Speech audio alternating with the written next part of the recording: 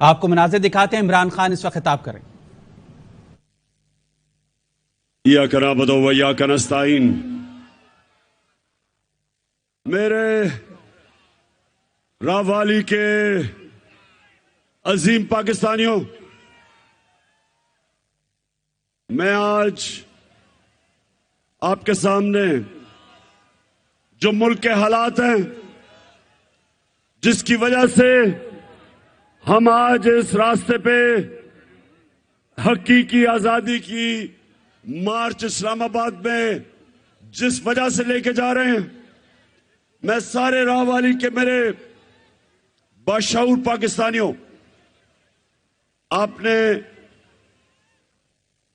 मेरी ये जो बात गौर से सुननी है, क्योंकि मैं चाहता हूं कि जब मैं इस्लामाबाद पहुंचूं और मैं आपको कॉल दूं, तो आपने मेरे साथ साथ मुझे इस्लामाबाद में मिलने के लिए, इस मुल्क की हकीकी आजादी की जहाद लड़ने के लिए आपने सबने मेरे पास आने हैं। अब पहली वजह क्या है? पहली वजह ये, जरा गौर से अभी मेरी बात सुनना। पता नहीं राववाली मेरी कब आपसे मुलाकात होगी इसके बाद, तो गौर से मेरी बात सुने। सबसे पहले एक चीज अपने ज़हन में डाल लें कि जब तक एक माशरे के अंदर इंसाफ नहीं होता, वहां खुशहाली नहीं आती। ये ज़हनों में डाल लो कि इंसाफ का मतलब क्या है, कि सारे शहरी कानून के सामने एक बराबर होते हैं। ताकतवर और कमजोर के लिए एक कानून होता है, इसको इंसाफ कहते हैं। पहले ये समझ है इंसाफ क्या होता है। इंसाफ का मतलब हर शहरी के जो हुकूक होते हैं, उनकी उस मुल्क की अदालतें हिफाजत करती हैं। और मेरे नबी सल्लल्लाहु अलैहि वसल्लम ने मदीना में जब वो हिजरत करके गए मदीना, तो मुसलमान गरीब थे, बुरे हालात थे। इसको नीचे कर दो, नीचे कर दो। बुरे हालात थे, लेकिन मेरे नबी सल्लल्लाहु अलैहि वसल्लम ने सबसे पहले अदल और इंसाफ कायम किया। खुशहाली बाद में आई, पहले इंसाफ आया। मेरे सामने सिंगापुर, हम जाते थे, गरीब इलाका था, कहां पाकिस्तान और कहां सिंगापुर।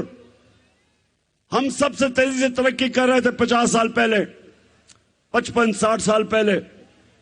सिंगापुर आजाद होता है, एक उनका लीडर आता है और सबसे पहले इंसाफ कायम करता है। सिंगापुर में सबसे पहले कमजोर और ताकतवर के लिए एक कानून बनाता है, करप्शन खत्म हो जाती है। पाकिस्तान आज हमारी औसत आमदनी तकरीबन $2000 है। सिंगापुर और हमारी औसत आमदनी 55 साल पहले एक ही जितनी थी, क्योंकि सिंगापुर में इंसाफ कायम किया। आज हमारी तकरीबन $2000 है, सिंगापुर की $60,000 औसत आमदनी है। आगे निकल गया क्योंकि उसने रहमतुल आलमीन, मेरे नबी सल्लल्लाहु अलैहि वसल्लम सब इंसानों के लिए रहमत बन के आए थे। जो भी उनके रास्ते पे चलेगा, चाहे वो मुसलमान हो या ना हो, अल्लाह की नेमतें, बरकतें आएंगी, खुशहाली आएगी। वो आगे निकल गया। हमारा सबसे बड़ा मसला, मैं अपने नौजवान को बताना चाहता हूं, सबसे बड़ा मसला यह है कि इंसाफ नहीं है। छोटा चोर चोरी करके जेल में और बड़ा डाकू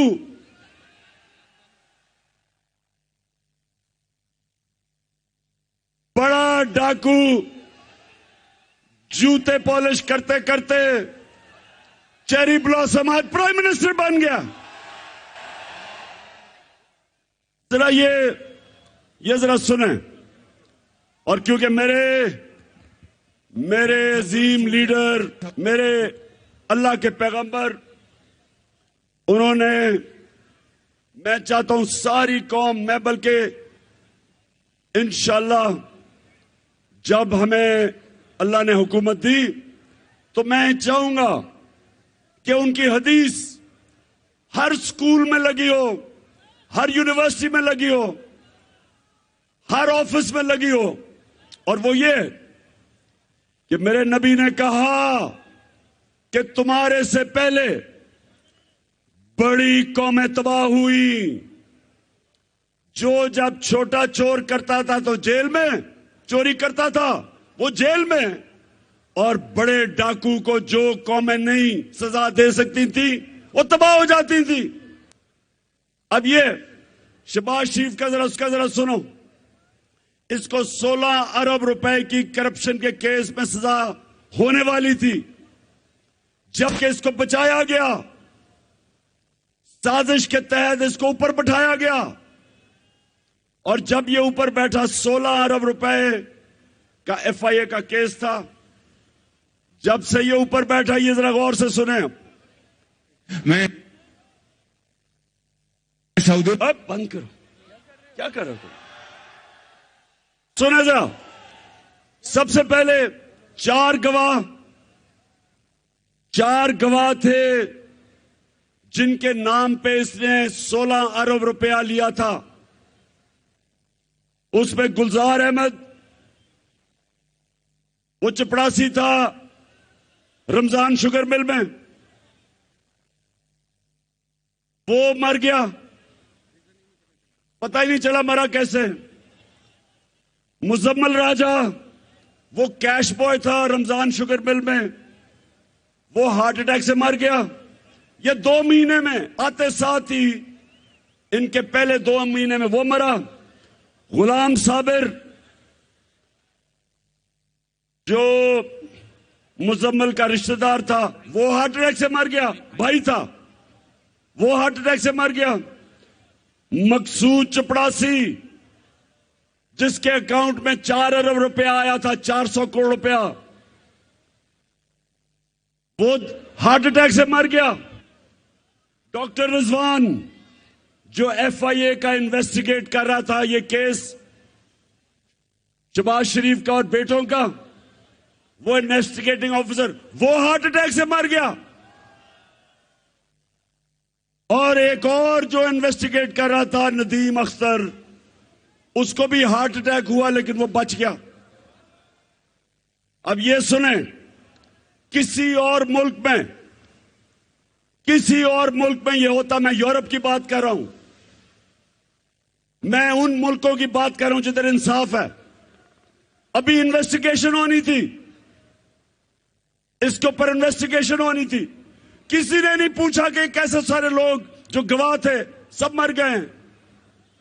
और उसके अलावा राना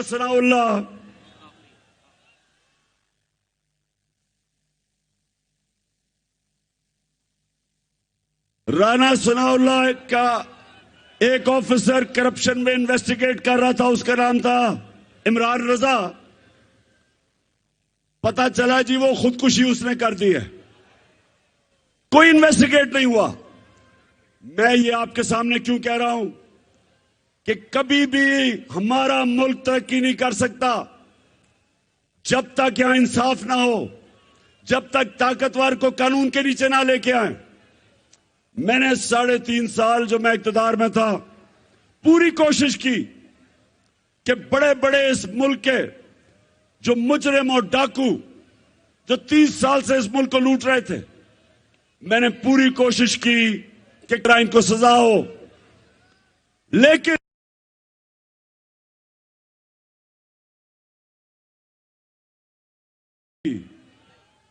कभी जज बेंच टूट जाता था, कभी कमर में दर्द हो जाती थी किसी की, केस लंबा चल जाता था। हम कुछ नहीं कर सके क्योंकि नैब मेरे हाथ में नहीं थी। जो नैब कंट्रोल कर रहे थे उन्होंने इन चोरों को बचाया जो आज हमारे ऊपर मुसल्लत किए हुए हैं। और जब से ये आए हैं, राह वाली ये सुन लो, जब से यहां किसान है, ये चावल का इलाका है, किसानों को आज पता है कि हमारे वक्त पे डीजल जो ट्यूबवेल पे इस्तेमाल होता है, ट्रैक्टर पे इस्तेमाल होता है,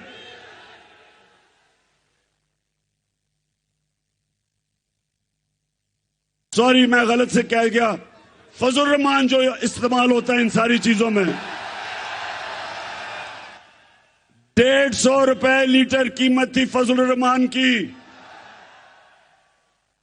जब हम थे 6 महीने पहले। आज 236 रुपए पे फजल की कीमत ऊपर चली गई है। पेट्रोल वो भी 150 रुपए लीटर। तो ये जो सारी महंगाई हुई है, ये जब से चोर ऊपर मुसल्लत किए गए हैं। बिजली के बिल जो लोगों के पास आ रहे हैं, सबको सवाल पूछना चाहिए कि कौन सी क़यामत आई 6 महीने में कि सारी चीजें महंगी हो गई।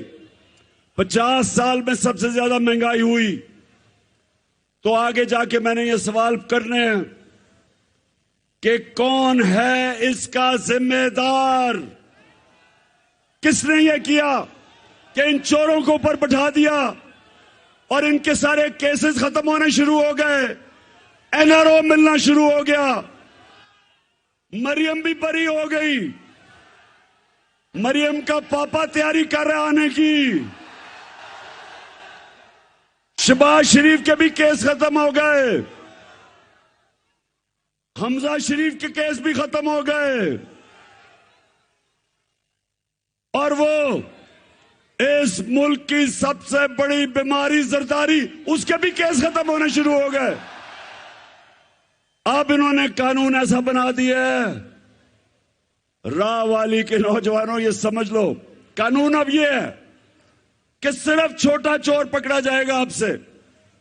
अगर मैं बड़ा डाका मारता हूं और मैं मुल्क से पैसे बाहर भिजवा देता हूं, कोई पाकिस्तान का कानून अब मुझे नहीं पकड़ेगा। इन्होंने आके नया कानून बनाया, इन्होंने कानून अब ऐसे बना दिए हैं कि सिर्फ छोटे चोर पकड़े जाएंगे। तो इसलिए इंसाफ के लिए हम सब आज इस्लामाबाद रवाना है, क्योंकि ये कौम मोहम्मद मुस्तफा सल्लल्लाहु अलैहि वसल्लम की उम्मत है। दुनिया के अजीम तरीन लीडर की हम उम्मत है। हम भेड़ बकरियां नहीं हैं, हम गाय भैंसे नहीं है कि आप लाठी मार के कभी इधर मोड़ दें कभी उधर मोड़ दें। आज उन्हें कहें, कल कहते थे चोर हैं, आज कहते हैं कि जी वो एनआरओ दे दिया, अब साहब पाक हो गए हैं। मुशर्रफ ने इनको चोर कहा था, इनको पर केसेस किए, उसने फिर एनआरओ दे दिया। ये कौम, नौजवानों सब तैयार हो जाओ। अगर कौम अपने हकूक के लिए नहीं खड़ी होती, उनको जानवरों की तरह रखा जाता है। जानवरों की कोई हुकूक नहीं होते। जानवरों के जंगल के कानून में इंसाफ नहीं होता, जानवरों के माशरे में इंसाफ नहीं होता, इंसानों के माशरे में इंसाफ होता है। और हम ये इंसाफ जिससे हम आजादी चाहते हैं, अपनी हकीकी आजादी, उसके लिए निकले हैं। आपने सबने मेरे साथ देना है। और मैं आप सबके सामने आखिर में ये कहता हूं कि मेरी नजर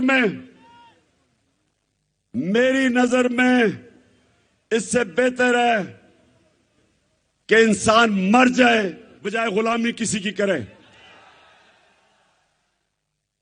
मैं मियां तारिक तुम्हारा भी शुक्रिया अदा कर रहा हूं, और जमाल नासिर आपका भी, जो आपने मेहनत की और मैं आप सबसे आखिर में हल्फ लूंगा। हाथ खड़ा करके आपने मेरे साथ हल्फ लेना है। मैं यहां से पढ़ूंगा, आपने रिपीट करना है, हाथ ऊपर पीछे तक। बिस्मिल्लाहिर्रहमानिर्रहीम। हम हल्फ उठाते हैं कि हम पाकिस्तान के आइन की हमेशा पासदारी करेंगे और हम कभी भी अल्लाह के सिवा किसी के सामने नहीं झुकेंगे और हम हकीकी आजादी के इस जिहाद में इमरान खान के साथ आखिर तक जद्दोजहद करेंगे। अल्लाह हम सबका हामी और नासिर हो, आमीन। चले जी। इमरान खान का खिताब आप मुलाहिजा करें तो उन्होंने कहा, इस्लामाबाद की तरफ हकीकी आज़ादी के लिए मार्च कर रहे हैं। मैं चाहता हूं हकीकी आज़ादी मार्च के लिए पूरी कौम निकले। जब तक मुआशरे में इंसाफ नहीं होता वहां खुशहाली नहीं आती। ताकतवर और कमजोर के लिए एक कानून हो, उसको इंसाफ कहते हैं। इंसाफ का मतलब है सारे शहरी कानून के सामने बराबर हैं। सिंगापुर गरीब मुल्क था, 50 साल पहले हम तेजी से तरक्की कर रहे थे। सिंगापुर में एक लीडर आया और सबसे पहले इंसाफ का निजाम कायम हुआ। इमरान खान ने कहा, हमारे मुल्क में इंसाफ नहीं है इसलिए पीछे रह गया। बड़ा मुजरिम जूते पॉलिश करते करते वज़ीर-ए-आज़म बन गया। छोटा मुलजिम चोरी करके जेल और बड़ा डाकू जूते पॉलिश करके वज़ीर-ए-आज़म बन गया।